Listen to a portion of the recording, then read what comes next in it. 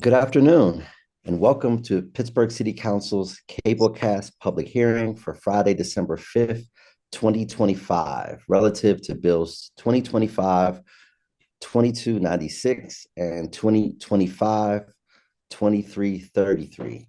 Will the clerk please read the title of the bills?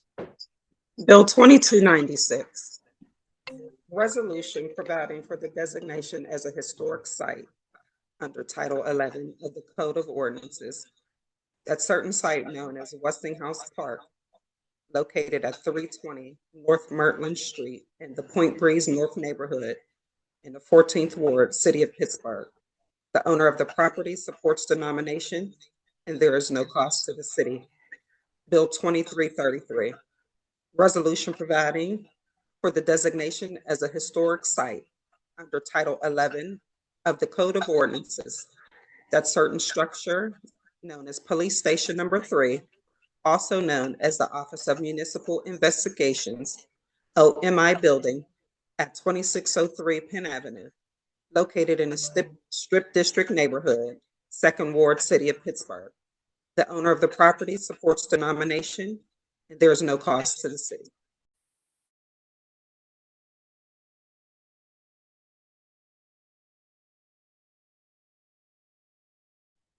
Hi, this is Katie Reed. I'm city planning staff. I'm going to do the presentations for both of these. I'm wondering, should we just do the Westinghouse one first and take public comment and then do the OMI, or should I give the presentations for both? I guess we could do, we have just a short number of speakers, so yeah, we can break it up. Okay, all right. So I'll do the Westinghouse one first. Yep. Let me share my screen. Oh, there we go. Okay, the first nomination is for Westinghouse Park. The details of the nomination are that it was nominated on May 27th, 2025 by Preservation Pittsburgh. It's located in the Point Breeze North neighborhood, and it's in Council District 8, and it's zoned parks. Here's a location map that shows the location of Westinghouse Park in reference to the entire city. And here is a neighborhood-specific map, showing it there where the red dot is. And this is a site plan that shows Westinghouse Park. So the nomination process for a local historic landmark has a number of steps. The first step is a determination of reasonable cause before the Historic Review Commission. This nomination went on July 2nd, 2025 and received a positive determination. And then went to Historic Review Commission on September 3rd, 2025 and received a recommendation to City Council. And then to Planning Commission on September 9th, 2025, where it also received a positive recommendation to City Council. Right now, we're at the public hearing, December 5th, 2025, and the next step will be a City Council vote. The date of that to be determined. So this nomination meets 2 of the 10 criteria for historic designation. The first is criteria 2. It's identification with a person or persons who significantly contributed to the cultural, historic, architectural, archaeological, or related aspects of the development of the city of Pittsburgh, state of Pennsylvania, Mid-Atlantic region, or the United States. And also criterion 6, its location as a site of an important archaeological resource. Westinghouse Park retains a high degree of integrity of location, design, workmanship, and materials. And based on the results of the phase 1 archaeological survey that was completed, ground disturbance within the Westinghouse site and the grounds of solitude have been minimal. Removal of the main house and stable laboratory buildings has resulted in some disturbance within the immediate vicinity of the structures. This is evidenced by the presence of intact below ground features such as tunnels, gas wells, gas piping. Demolition did not impact the site to any significant degree below the ground surface. Given the overall good archaeological integrity of the site, geophysical survey was undertaken to further identify associated below ground features. So our city Pittsburgh Cultural Heritage Plan that was adopted in 2012 supports the Department of City Planning the Department of City Planning's Cultural Heritage Plan supports designation of city-owned structures. The following frameworks for the goals for the or framework goals for the city are documenting cultural and historic resources, which this is, committing to preservation, increasing awareness and recognition of the city's historic resources, and being stewards for the system. This meets specifically the Preserve Policy 1.2, identify and designate additional historic structures, district sites, and objects. Identify, I don't need to read this whole thing, but basically looking to identify assets that are significant or unique for their architecture or engineering and would severely or adversely impact the neighborhood's form, character, economic growth if demolished or negatively altered. Here are a few historic photos of Westinghouse Park. The one in the lower right is from the archaeological survey that was done. That's that on that one. So I guess we'll take public comment and then I'll present the second one. And before we go to public comment, I do just want to state for the record that we are joined by Councilman Bobby Wilson from the 1st District. And now we could take public comment around the Westinghouse Park designation. And I believe there's 2 registered speakers. Yeah, I believe Mr. Bear is one. David Bear. Hello, can you hear me now? We can. Good afternoon, David. Hi, sorry. So as I'm David Bear, and I'm president of the Westinghouse Legacy, and I speak in support of Westinghouse Park's nomination for the Pittsburgh Historic Landmark status. And I wanted to thank Matthew Falcone and Preservation Pittsburgh for helping advance this application. Almost 7 years ago to the day, in response to neighborhood advocacy, City Council proclaimed that December 1st, 2018 was Westinghouse Park Centennial Day. The declaration marked 100 years since the city acquired Solitude, the 10.2-acre estate of George and Marguerite Westinghouse. Shortly after that declaration, I and other interested individuals organized the Westinghouse Park Second Century Coalition to continue to advocate for the park and to honor the remarkable individual whose name it bears. A prolific inventor and progressive industrialist whose companies have employed many hundreds of thousands of Pittsburghers, George Westinghouse arguably had a greater impact on the world and modern history than any person who ever called this city home. His accomplishments and those of the companies that he founded here, including Westinghouse Airbrake, Union Switch and Signal, Westinghouse Electric, and his natural gas empire, the Philadelphia Company, are so vast and so varied, their total impact has never been calculated. The WP2CC achieved numerous noteworthy accomplishments, including having the park declared eligible for listing on the National Register of Historic Places and also certified as an arboretum. Already a wonderful, well-used, well-maintained park, Westinghouse will only get better in the coming years as the master development plan becomes a reality. Then, 3 years ago, to be more effective, the WP2CC evolved into the Westinghouse Legacy, which is a Pittsburgh-centric, Pennsylvania-registered 501c3 nonprofit. Its mission is to advocate for the park and to raise awareness of George Westinghouse throughout Pittsburgh, across the country, and around the world. Despite George Westinghouse's enormous impact, the Westinghouse Legacy is the only entity on Earth to honor him and advance his ideals and ideas. Your positive impressions today to designate Westinghouse Park as a Pittsburgh historic landmark will both further the declaration that City Council made 8 years ago and be a significant step forward in advancing this vision.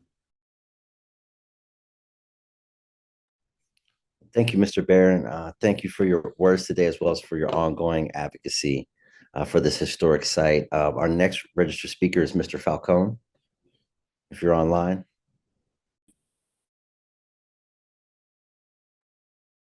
No, he's not online. Okay, so now we can go back to city planning and for our second presentation of the day. Okay, great, thank you. All right, the second presentation is for Police Station number 3, which is also known as the Office of Municipal Investigations Building. It's located at 2608 Penn Avenue. This property was nominated on May 28th, 2025. It was nominated by Preservation Pittsburgh, and it's located in the Strip District neighborhood, which is Council District number 1. The zoning is RIV IMU. Here's a location map showing where this is located in the city, in the Strip District, as I just said. Here's the neighborhood map showing the property at the corner of 26th and Penn. And here's a site plan. Again, the nomination process, pretty similar. It received a determination of reasonable cause from the Historic Review Commission on July 2nd, 2025. It received a positive recommendation to City Council on August 6th, 2025 from the Historic Review Commission. And the Planning Commission gave it a positive recommendation to City Council on September 9th, 2025. Today is the public hearing for City Council, December 5th, 2025, and the council vote will come at a date to be determined. So the police station / OMI meets 3 of the criteria for historic designation. It meets criteria 3. It's exemplification of an architectural style, type, or design distinguished by innovation, rarity, uniqueness, or overall quality of design, detail, materials, or craftsmanship. Criterion 4, its identification as the work of an architect, designer, engineer, or builder whose individual work is significant in the history of development of the city of Pittsburgh, the state of Pennsylvania, the Mid-Atlantic region, or the United States.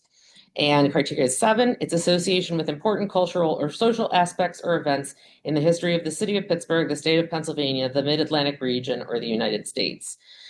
Police station number 3 was also determined to have to retain a high degree of integrity of location, design, workmanship, and materials. Going back to the Pittsburgh Cultural Heritage Plan, city planning supports the designation of city-owned structures. There are several pieces of framework goals for the city. One of them is documenting cultural and historic resources, which this meets. It's committing to preservation, increasing awareness and recognition of the city's historic resources, and being stewards of the system. This particular nomination meets Preserve Policy 1.2, identify and designate additional historic structures, district sites, and objects. We're focusing on structurally sound resources that are significant or unique for their architecture and/or engineering and would severely and adversely impact the neighborhood's form, character, or economic growth potential if demolished or negatively altered. Here are some recently landmarked city-owned buildings from left. 200 Ross Street was designated on October 28th, 2020, and went through the URA's RFP process. Currently being redeveloped as housing by Action Housing. Engine Company 28, which is located in Shadyside, was designated a historic landmark on December 30th, 2021. The Troy Hill Firehouse was designated on July 21st, 2022. It went through the URA RFP process and now houses a biotech company. And 412 Boulevard of the Allies was designated on January 4th, 2023. And it's now home to City URA and Housing Authority offices. So the police station is going to also go through the URA RFP process. It's expected that will be released during the first quarter of 2026. Here's a historic image of the police station / OMI building. That's it. Thank you.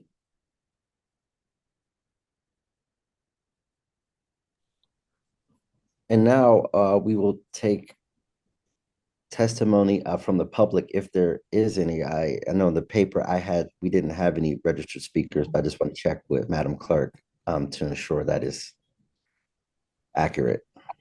Correct. It was just those 2. Okay. So now I want to give an opportunity to my colleague, Councilman Wilson. I don't know if there's any commentary that you want to provide today.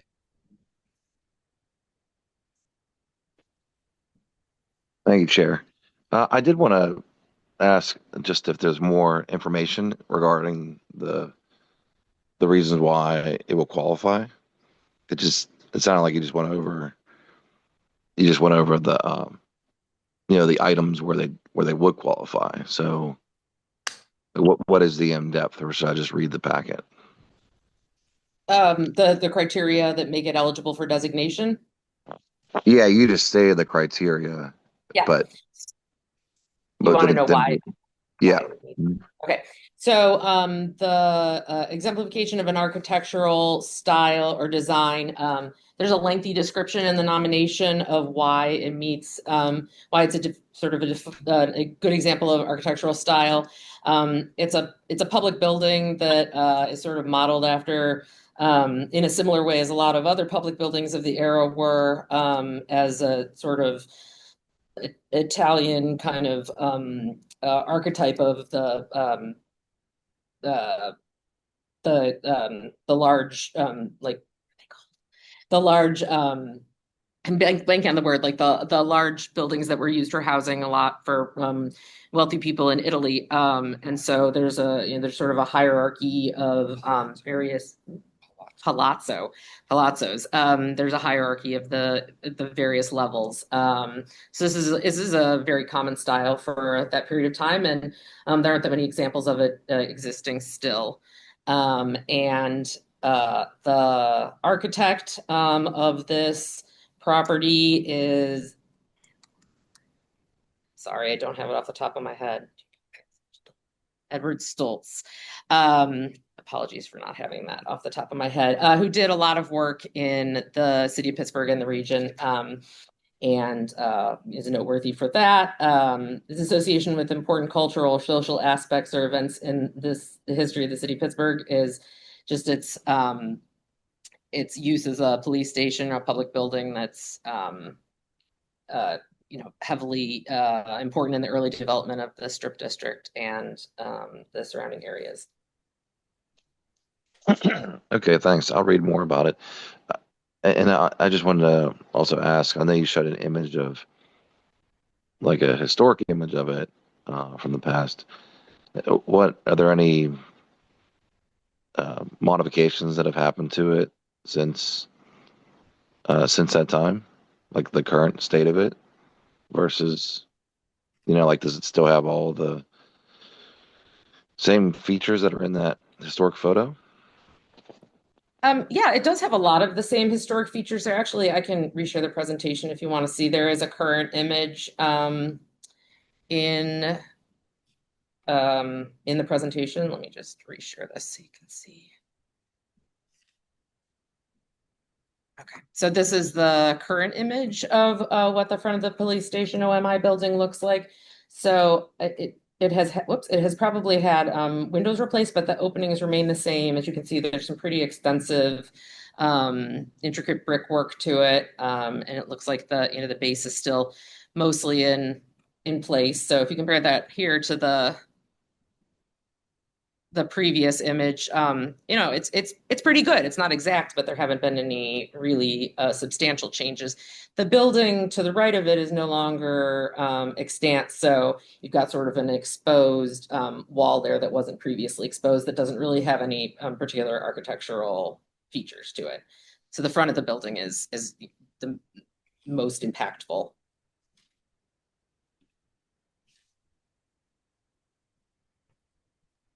Okay. All right. Thanks. Thank you, Mr. Chair. Thank you, Councilman. And I just wanted to just give a brief commentary on a bill. Let me make sure I get it right. Bill 2296. And what I want to thank Mr. Bear, who's a neighbor of mine. He actually lives just a couple houses down from me, for all of his work on behalf of the Westinghouse Legacy Project, and lifting up, a story of, as Mr. Bear said in his eloquent words today, someone who is truly one of the most influential people when it comes to shaping the modern world that we live in, and not only the fact that he lived there and all of the technological advances that he was involved with, as an entrepreneur and an innovator, but also that site, really being the place that modern electricity was born. The fact that Nikola Tesla, who is a true giant, when it comes to innovative thought, spent a portion of his journey in those laboratories where Westinghouse Park is now, preparing for the World's Fair and bringing modern electricity, to the world, and really, there's few things that were as influential in creating the modern world, and the fact that the city county building is closed today, but we're still able to have this public hearing, using technology that George Westinghouse and Nikola Tesla, helped advance over 125 years ago now. So it's just really amazing. I think something that all Pittsburghers should be proud of, that the role that our city and our sons and daughters have played, not only transforming this country, but transforming this world. So I think it's very fitting to ensure that that legacy is solidified into perpetuity, and future generations of Pittsburghers can know what transformative people as well as transformative events that have happened here in the city, but in particular on the site of Westinghouse Park, which, as Mr. Bear said, was once George Westinghouse's homestead known as Solitude. So I'll conclude my comments with that. But again, just kudos and just a thank you to David Bear and all the folks from the Westinghouse Legacy Project for the incredible work that they've done to maintain the legacy of truly, one of the great Americans who've ever lived. And being that we have no other registered speakers and we have exhausted the business of this public meeting, this meeting is now adjourned. And thank you to the folks at City Planning and the Clerk's Office for their help in pulling this together as well.